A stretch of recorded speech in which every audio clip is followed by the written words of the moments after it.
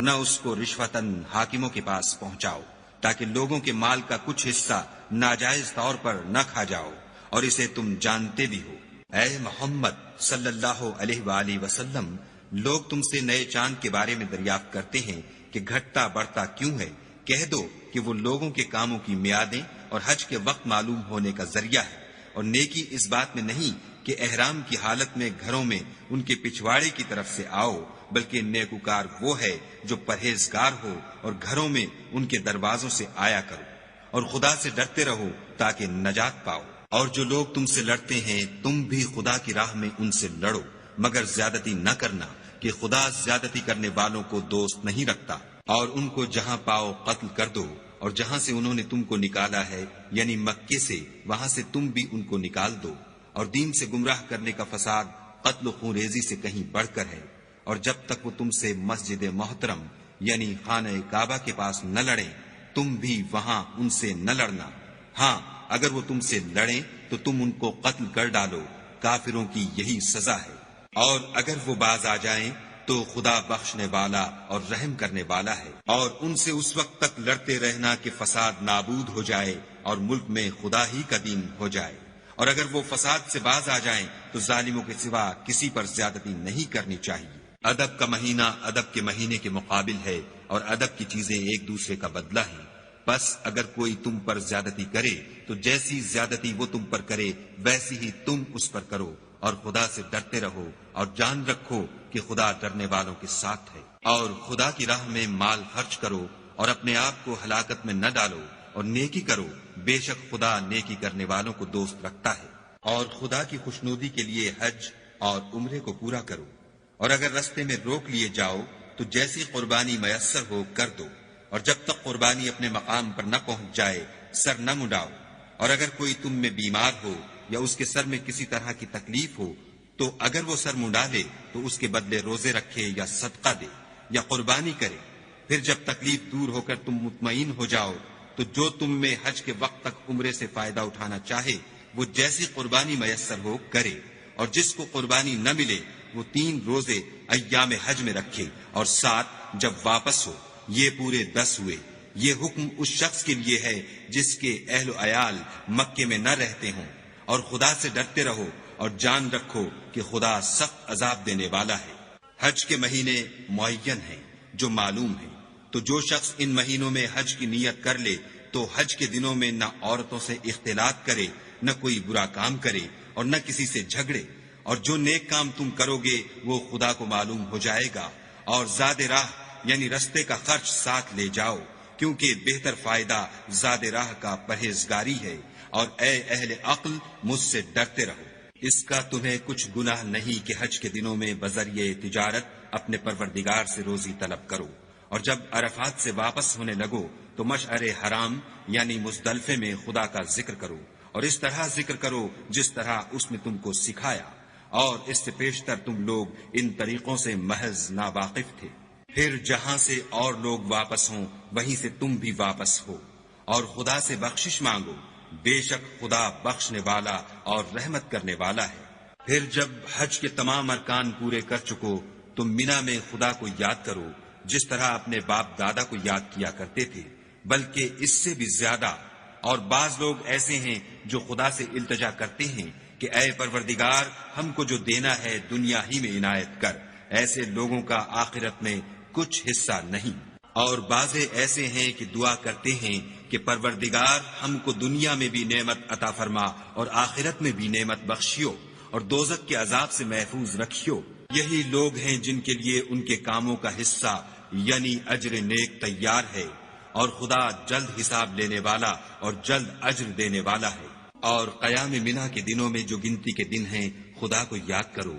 اگر کوئی جلدی کرے اور 2 ہی دن میں واپس چل دے تو اس پر بھی کچھ گناہ نہیں، اور جو بات تک ٹھہرا رہے اس پر بھی کچھ گناہ نہیں۔ یہ باتیں اس شخص کے لیے ہیں جو خدا سے ڈرے، اور تم لوگ خدا سے ڈرتے رہو، اور جان رکھو کہ تم سب اس کے پاس جمع کیے جاؤ گے۔ اور کوئی شخص تو ایسا ہے جس کی گفتگو دنیا کی زندگی میں تم کو دلکش معلوم ہوتی ہے، اور وہ اپنے معافی الضمیر پر خدا کو گواہ بناتا ہے، حالانکہ وہ سخت جھگڑالو ہے۔ اور جب پیٹھ پھیر کر چلا جاتا ہے تو زمین میں دوڑتا پھرتا ہے، تاکہ اس میں فتنہ انگیزی کرے اور کھیتی کو برباد اور انسانوں اور حیوانوں کی نسل کو نابود کر دے، اور خدا فتنہ انگیزی کو پسند نہیں کرتا۔ اور جب اس سے کہا جاتا ہے کہ خدا سے خوف کر، تو غرور اس کو گناہ میں پھنسا دیتا ہے، سو ایسے کو جہنم سزاوار ہے اور وہ بہت برا ٹھکانہ ہے۔ اور کوئی شخص ایسا ہے کہ خدا کی خوشنودی حاصل کرنے کے لیے اپنی جان بیچ ڈالتا ہے، اور خدا بندوں پر بہت مہربان ہے۔ مومنو، اسلام میں پورے داخل ہو جاؤ اور شیطان کے پیچھے نہ چلو، وہ تو تمہارا صریح دشمن ہے۔ پھر اگر تم احکام روشن پہنچ جانے کے بعد لڑکھڑا جاؤ تو جان رکھو کہ خدا غالب اور حکمت والا ہے۔ کیا یہ لوگ اسی بات کے منتظر ہیں کہ ان پر خدا کا عذاب بادل کے سائبانوں میں نازل ہو اور فرشتے بھی اتر آئیں اور کام تمام کر دیا جائے اور سب کاموں کا رجوع خدا ہی کی طرف ہے؟ اے محمد صلی اللہ علیہ وآلہ وسلم، بنی اسرائیل سے پوچھو کہ ہم نے ان کو کتنی کھلی نشانیاں دیں، اور جو شخص خدا کی نعمت کو اپنے پاس آنے کے بعد بدل دے تو خدا سخت عذاب کرنے والا ہے۔ اور جو کافر ہیں ان کے لیے دنیا کی زندگی خوشنما کر دی گئی ہے، اور وہ مومنوں سے تمسخر کرتے ہیں، لیکن جو پرہیزگار ہیں وہ قیامت کے دن ان پر غالب ہوں گے، اور خدا جس کو چاہتا ہے بے شمار رزق دیتا ہے۔ پہلے تو سب لوگوں کا ایک ہی مذہب تھا، لیکن وہ آپس میں اختلاف کرنے لگے تو خدا نے ان کی طرف بشارت دینے والے اور ڈر سنانے والے پیغمبر بھیجے، اور ان پر سچائی کے ساتھ کتابیں نازل کی، تاکہ جن امور میں لوگ اختلاف کرتے تھے ان کا ان میں فیصلہ کر دے۔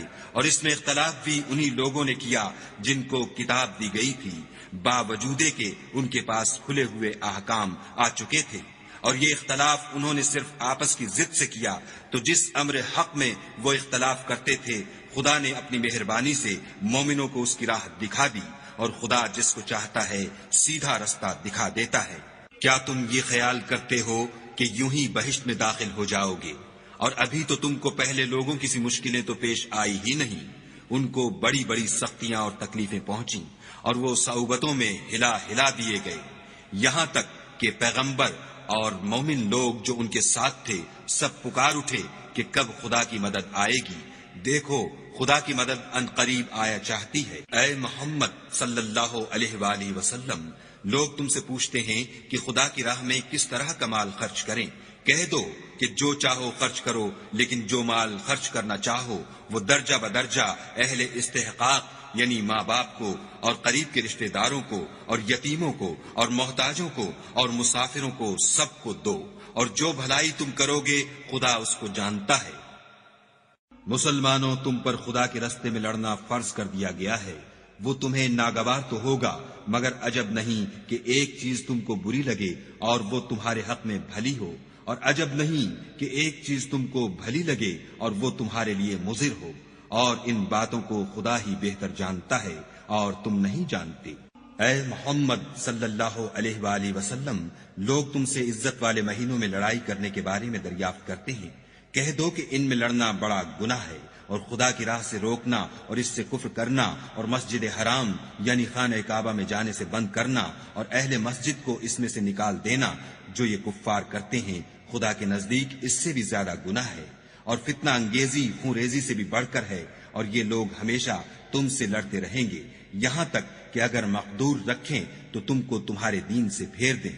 اور جو کوئی تم میں سے اپنے دین سے پھر کر کافر ہو جائے گا اور کافر ہی مرے گا تو ایسے لوگوں کے اعمال دنیا اور آخرت دونوں میں برباد ہو جائیں گے، اور یہی لوگ دوزخ میں جانے والے ہیں جس میں ہمیشہ رہیں گے۔ جو لوگ ایمان لائے اور خدا کے لیے وطن چھوڑ گئے اور کفار سے جنگ کرتے رہے وہی خدا کی رحمت کے امیدوار ہیں، اور خدا بخشنے والا اور رحمت کرنے والا ہے۔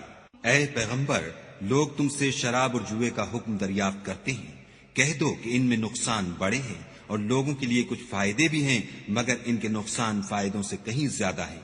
اور یہ بھی تم سے پوچھتے ہیں کہ خدا کی راہ میں کون سا مال خرچ کریں، کہہ دو کہ جو ضرورت سے زیادہ ہو۔ اس طرح خدا تمہارے لیے اپنے احکام کھول کھول کر بیان فرماتا ہے تاکہ تم سوچو، یعنی دنیا اور آخرت کی باتوں میں غور کرو۔